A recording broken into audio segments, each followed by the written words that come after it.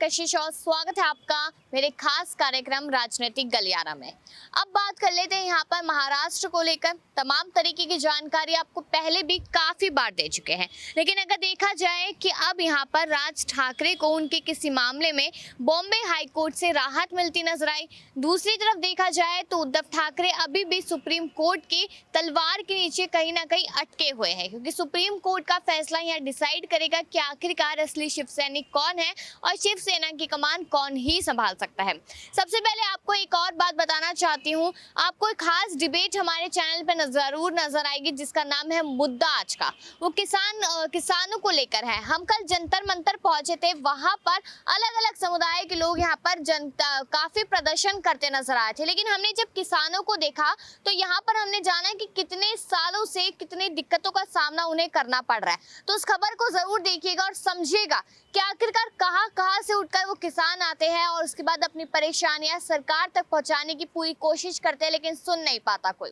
अब वापस से अपने मुद्दे पर आते हैं। देखा जाए महाराष्ट्र की तरफ तो यहाँ पर अब कुछ कयास ही कहने लगे हैं कि राज ठाकरे जल्दी यहाँ पर शिंदे गुट या फिर बीजेपी का दामन थाम सकते हैं, क्योंकि अगर बात सोच की जाए, बात यहाँ पर उनकी नैतिकता की जाए तो कहीं ना कहीं मिलती हुई नजर आती है राज ठाकरे की और यहाँ पर शिंदे गुट की और बीजेपी पार्टी की। तो अब देखा जाए यहाँ पर तो लोगों ने ये तक कहना शुरू कर दिया कि अगर राज ठाकरे को अध्यक्ष बना दिया जाता है शिंदे गुट में, तो यहाँ पर शिंदे गुट एक बार इतना ज्यादा मजबूत हो जाएगा कि चाहकर भी उन्हें कोई नहीं हिला पाएगा। बीएमसी के चुनाव है, उसके बाद लोकसभा के चुनाव है, फिर विधानसभा के चुनाव है। तो देखा जाए यहाँ पर तो हर जगह पे कहीं ना कहीं राज ठाकरे की जरूरत पड़ेगी, क्योंकि जो चुनाव हो रहे हैं वो आप हिंदुत्ववादी सोच पर लड़ रहे हैं। तो आखिरकार क्या देखा जाए कि ये ख्वाहिश पूरी होगी नहीं होगी, और सूत्रों के हवाले से जो खबरें आ रही है उनमें कितना दम है। तो यहाँ पर मेरे साथ मेरे सहयोगी कपिल है, उनसे चर्चा करेंगे और ये जानने की कोशिश करेंगे कि एक तो सुप्रीम कोर्ट का फैसला और दूसरी बात कि अगर राज ठाकरे को शिंदे गुट में जगह मिलती है तो किसको कितना फायदा और किसको कितना ज्यादा नुकसान होगा। तो कपिल, सीधा सवाल यही है कि जो सूत्रों के हवाले से लगातार खबरें आ रही है उसमें ये कहा जा रहा है कि राज ठाकरे, शिंदे गुट और बीजेपी तीनों पार्टियों की सोच एक ही है कि हिंदू राष्ट्र बनाना है, हिंदुत्ववादी सोच को लेकर आना है। तो अगर राज ठाकरे को मौका शिंदे गुट में जाने का मिलता है, अध्यक्ष बनने का मिलता है, तो क्या राज ठाकरे इसको अपनाएंगे या नहीं?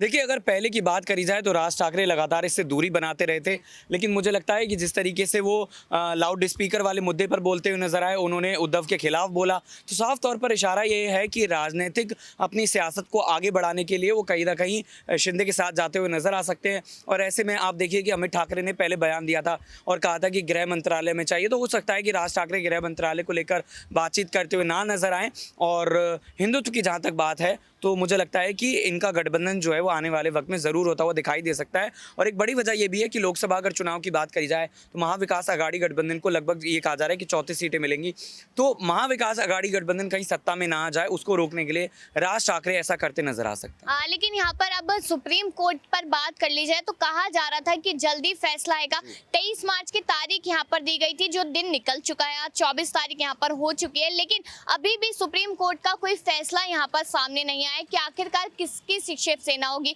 तो अगर देखा जाए कि अगर उद्धव की शिवसेना हो जाती है तो उद्धव वो यहाँ पर और ज्यादा मजबूत होते नजर आएंगे और कहीं ना कहीं जो बागी विधायक है वो वापस से उनके साथ आते नजर आएंगे। तो क्या फिर राज ठाकरे को सोचना चाहिए कि अगर अब वो उद्धव के साथ जाते तो शायद उद्धव की जो रणनीतियां है उनमें बदलाव करके उद्धव की मदद कर सकते हैं लोकसभा और आने वाले विधानसभा चुनावों को लेकर? बिल्कुल, सुप्रीम कोर्ट के अगर फैसले की बात करी जाए, जिस तरीके से लगातार आप अपडेट दे रही हैं, सारी बातें जो है वो जनता को बता रही हैं, तो ये बड़ा जो है वो कहीं ना कहीं चौंकाने वाला है कि आपने पूरी सुनवाई कर ली और उसके बाद जो है ये कह दिया कि फैसला सुरक्षित रख लिया गया है। तो आखिर ये फैसला कब सुनाया जाएगा, ये यहाँ पर बड़ा सवाल है, क्योंकि उद्धव ठाकरे कहीं ना कहीं इसी बात का इंतजार कर रहे होंगे कि अगर उनके हक में फैसला सुना दिया जाता है तो फिर आगे कैसे सियासी पारी को बढ़ाना है, और अगर उनके हक में फैसला नहीं आता है तो फिर कहीं ना कहीं उन्हें गंभीर जो है वो सोच विचार करना पड़ेगा कि चुनाव चिन्ह क्या रखा जाए, पार्टी का नाम क्या रखा जाए, पार्टी की रणनीति क्या बनाई जाए, ताकि आने वाले वक्त में जो है वो उन्हें फायदा हो। क्योंकि राज ठाकरे ने एक बड़ी बात यहाँ पर कही थी,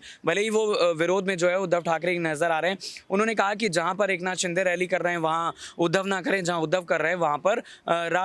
माफ कीजिएगा, एकनाथ शिंदे रैली ना करें। तो कहीं ना कहीं बताने के लिए काफ़ी है कि महाराष्ट्र की सियासत में सब कुछ ठीक नहीं है और सुप्रीम कोर्ट का फैसला कहीं ना कहीं उद्धव ठाकरे के लिए तो काफ़ी बड़ा साबित होगा। लेकिन यहाँ पर हमने देखा कि 2 दिन पहले की बात है जब राज ठाकरे ने यहाँ पर संबोधन किया था उसमें काफी बड़े बड़े भाषण, काफी बड़े बयान उन्होंने दिए, जिसमें से 10 ऐसे बयान थे जो लगातार वायरल हो रहे थे। जिसमें से उन्होंने उद्धव गुट को लेकर ही बात करी तो उन्होंने कहा कि उद्धव शुरुआत से नहीं चाहते थे कि राज ठाकरे पार्टी में रहे, वो मेरे को निकालना चाहते थे और उसको लेकर बाला साहेब ठाकरे जी से बातचीत भी हुई थी। तो क्या मानना चाहे यहाँ पर कि जब उद्धव उस समय पर नहीं चाहते थे राज ठाकरे को, तो अभी भी नहीं चाहेंगे? और अगर राज ठाकरे 1% माने कि शिंदे गुट के साथ चले जाते तो फिर उद्धव के लिए कितना यहाँ पर नुकसान रहेगा? देखिए, जैसा कि आपने ये जो है जानकारी दी कि उद्धव जो है वो राज को नहीं चाहते थे, और आप देखिए कि राज ठाकरे ने बार बार यही कहा है कि शिवसेना पार्टी को लेकर मैं कभी अपना दावा नहीं ठोकता, ना कभी ठोकूंगा। उन्होंने कहा कि जो एक असल शिव सैनिक है वही जो है वो बाला साहब ठाकरे की पार्टी को चला सकता है,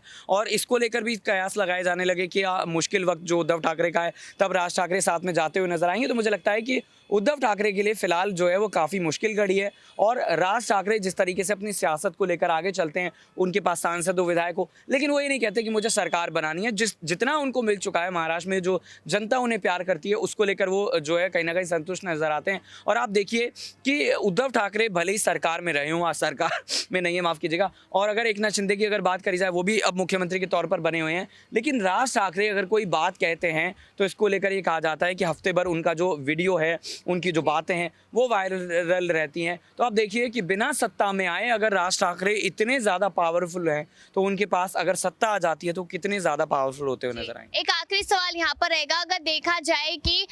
यहाँ पर बीएमसी चुनावों की तारीख पक्की नहीं हो पा रही है, सुप्रीम कोर्ट का फैसला नहीं आ पा रहा, लेकिन यहाँ पर अभी भी शिंदे गुट और फडणवीस गुट जो है उनमें भी आपसी भिड़ंत देखने को मिल रही है क्योंकि सीटों को लेकर। तो क्या लगता है कि बीएमसी चुनाव हो या लोकसभा चुनाव हो या फिर विधानसभा चुनाव हो, तो तब तक ये जो भिड़ंत है वो इसी तरीके से देखने को मिलेगी, या फिर उससे पहले कहीं ना कहीं दोनों अलग होते नजर आएंगे? क्योंकि भिड़ंत आगे शायद दोनों गुट और खास करके बीजेपी बढ़ाना नहीं चाहेगी। बिल्कुल, सुप्रीम कोर्ट का जो फैसला है इसमें सबसे ज़्यादा जो महत्वपूर्ण है पॉइंट वो रखता है, और सुप्रीम कोर्ट के फैसले के बाद देखिए ये जो लड़ाई है ये ख़त्म नहीं होगी, क्योंकि एक पार्टी टूटी है और पार्टी कहीं ना कहीं छिन गई है। तो मुझे लगता है कि आने वाले वक्त में इसी तरह की लड़ाई जारी रहेगी। हालांकि देवेंद्र फडणवीस का जो उद्धव ठाकरे के साथ वीडियो वायरल हुआ था और उसको लेकर ये कयास लगाए जाने लगे कि अब देवेंद्र फडणवीस जो है उद्धव ठाकरे के साथ नजर आएगी। तो इस तरह की बातें जो है वो तब तक चलती रहेंगी जब तक तीनों तरह के चुनाव नहीं हो जाते। पहले बीएमसी का चुनाव है, फिर लोकसभा का चुनाव है, और फिर जो है वो मुझे लगता है कि विधानसभा का चुनाव है। उसके बाद कहीं ना कहीं ये सियासी